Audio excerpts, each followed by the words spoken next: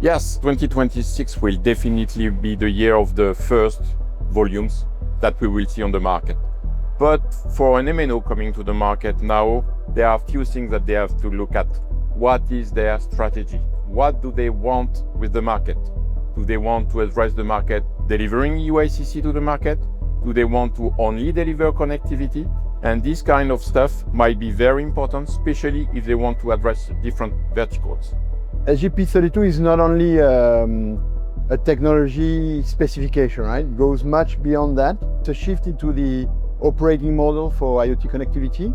Unlike SGP.02, which was a previous technology for M2M and IoT, SGP.32 allows to have a true life cycle management of the connectivity itself. And that comes with a greater flexibility, a better interoperability as well. With the rollout of the new SGP.32 specification, I think customer has to be aware that this is not just a new specification.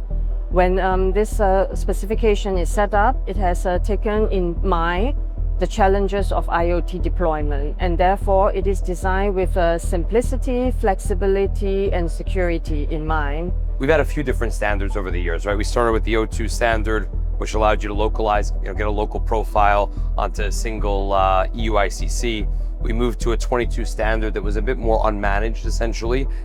It was incumbent on the customer to handle the deployment. And as we move into SGP.32, I think one of the things that's critical for customers to understand is we're not reinventing the wheel with the technology, we're simply making the technology a bit more easy to access. So first of all, what is important to keep in mind is that this is a technology that is much simpler than the previous one for the eSIM machine to machine, and it leverages existing infrastructure like the DP+, and mobile network operators are embracing it today. So when you want to implement the technology, you have two important choices to make. Of course, you need to have an eSIM SGP.32 card inside your device, implemented in your device. But then you have two new elements like the EIM and the IPA, and you need to decide for the EIM if you need your own or if you want to buy the service to somebody else. And for the IPA, you can have the solution inside the EUICC, inside the eSIM, that provides great convenience and fast implementation, or implemented inside your device. This depends on your use case.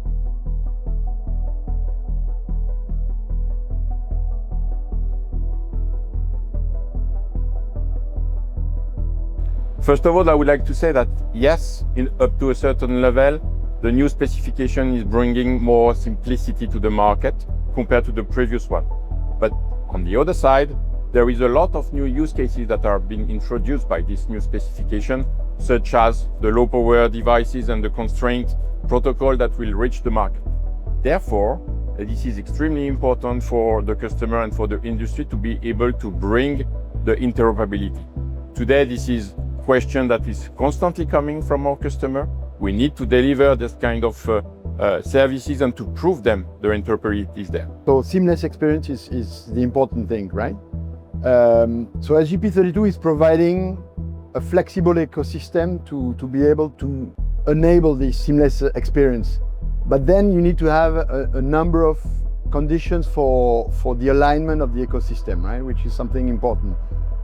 So the first thing is that we need to have a true interoperability. And that, to be honest, for us at Valid, that's a point of attention, right? Because that's where we failed somehow as an industry on the previous generation of specifications for M2M. And we don't want that to happen again for the future. So I think with the deployment or the introduction of the SGP.32 specification, this is actually a huge improvement over the M2M era specification. And with the introduction of SGP.32, they tend to break it up and think of it in a more modular approach with different components serving different purposes. So this is where I think the wider, let's say, industry player has to rethink, because of the multiple player that gets involved, like the connectivity provider, the front-end provider that is giving you the GUI interface, as well as the various component supplier. It lowered technical barriers as it relates to deploying profiles onto an EUICC or into a container. It made that process simpler. At the same time, though, What it hasn't done, it has not changed the requirements of what a customer needs to do to make sure that their hardware will cooperate properly sort of with this new technology. So I think it's very important for all of our ecosystem partners, the OEMs, the module makers, the MNOs, the eSIM solutions providers, right? Your Keegans, your Thaleses, et cetera. Anytime that you can get an industry group kind of working together, it comes down to documentation. People need to know, how do I make this work sort of for me? Indeed, there are differences with the previous technical specification for eSIM. It's a new technology to some extent, so there's always has to be a learning curve for the players who want to embrace it. What is important, the most important part is interoperability. So the vendors must work together to ensure interoperability between the SGP.32 services, the EIM, and the eSIM as well.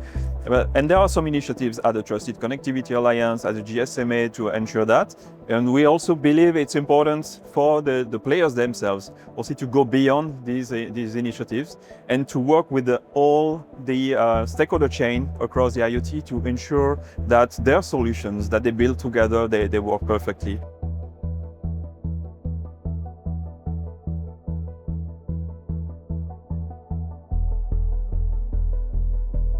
I would say it's a kind of combination between the two, but I would like to see it as an opportunity, of course.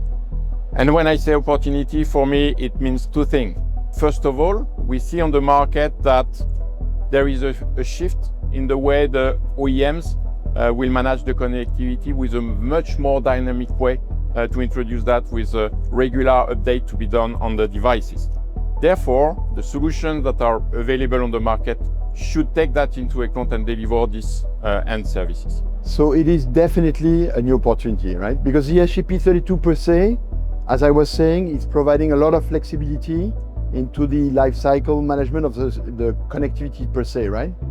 But flexibility can also hinder some kind of complexity, right? And precisely typically the single pane of glass is actually creating for the IoT customers an abstraction layer that actually removes that complexity for the IoT customers, right? So it's enabling, for example, the IoT customers to manage, as I was saying, multiple IMSIs, multiple MNO relationships, the full life cycle of the connectivity through a single harmonized GUI, right? A user interface. From our side, we see it actually greatly as an opportunity. So IoT space actually is historically quite fragmented, with many players all introducing their tools or their software with different GUI. So with this single pane of glass, what it enables is that different players can come together. So for example, if you have multiple connectivity provider, they can all be hosted in one setting, so that as a user, you can do fleet management in a centralized place. And this is where I see that this is providing a great benefit in terms of simplicity, simplification for the end user. I see it as a new opportunity. Again, it's this complexity existed in the O2 standard, right? So you still had to orchestrate profile changes, you still had to do these different bits and pieces. Now, I think where the complexity comes in is the O2 system was sort of a closed loop ecosystem. So if you were working with a Keegan or a Thales or an IDEMIA, you were solely working in their stack. What's unique here is you could have different EIM providers, right? You'll have to have an interoperability between eSIM solutions providers. So I think that it does create a little bit of added complexity and opportunity for these single pane of glass operators. That's why we work with everybody. First of all, it's not new because management of connectivity exists for many years, and these single pane of glass solutions exist for SIM products actually, or devices equipped with SIMs. This was already a need in the past, but now if you consider what the SGP.32 technology brings, it's a more fluid experience in terms of connectivity management and deployment. So that means the diversity of connectivity deployed inside the devices will increase with the adoption of SGP.32. So for the enterprise, it means facing more fragmentation or complexity in terms of connectivity management. So going one level up with a single pane of glass solution is very important.